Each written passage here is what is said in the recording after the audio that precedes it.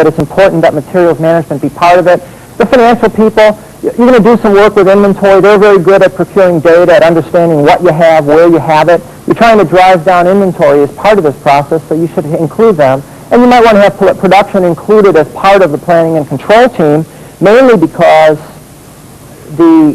frequently the formal production control system is not followed out on the shop floor. There's a lot of, it's being expedited, it's being changed informally, and they're the only ones who understand that. So you'd want to have them as part of that process. The demand team, demand is very critical to a just-in-time program. The idea, remember, is to build the way you sell. You better understand how you sell. You want to have a marketing person, your salespeople, whoever that is, they should be involved with that demand team because they understand what you sell and why you sell it.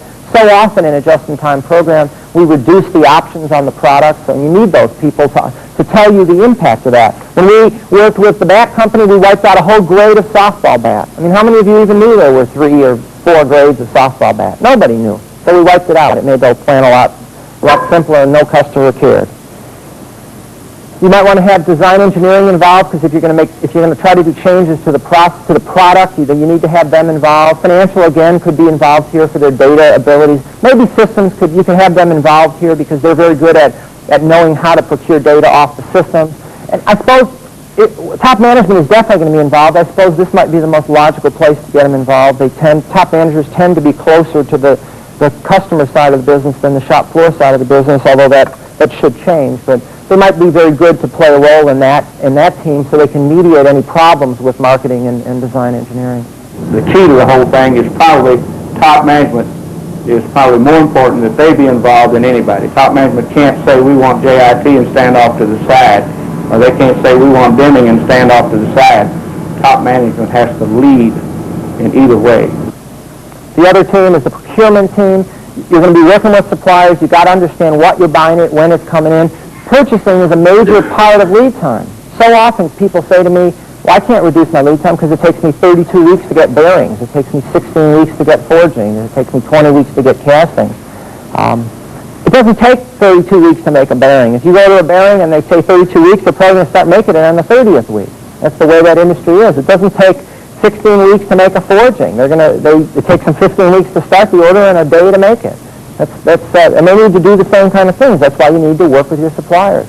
Again, process engineering could be involved here because if they understand why you buy, what you buy, quality, traffic, they're the ones responsible for getting it there, and that's an important part of this program. If you're going to set up a co-op contracting program where you might change the frequency or the mode of delivery, traffic should definitely be involved with that. So everybody gathers at Mission Control. These 4 teams are going to start to actually kick off the 48-hour project. Let's talk about this company. I could use a real company, but you tend to think about all the real constraints. So I made up a fictitious company. This is the Acme Widget Company. Acme Widget has $40 million in sales, and I'm a small to medium company.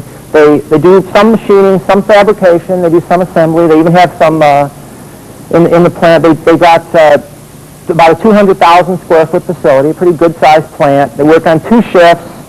There's 400 hourly employees, 60 salary employees. And they are a union plant. They're represented by the United Widget Workers in this case. What do they make? They make a gumball machine. I have one of their products here, just so we can refer to it, illustrate it. This is what they make. There's a lot of options in a gumball machine. It's not as straightforward as you might think. They make them in different colors. This is a red one, but they make green, they make yellow, they make blue. Make them in different sizes. Some people like little stands, some people like no stands, some people want little miniature machines, some people want big machines. Then they have different coin mechanisms. You can put a penny in some of them are nickel machines, some of them are dime machines. So you got a lot of different products here. It's not as simple as you might think.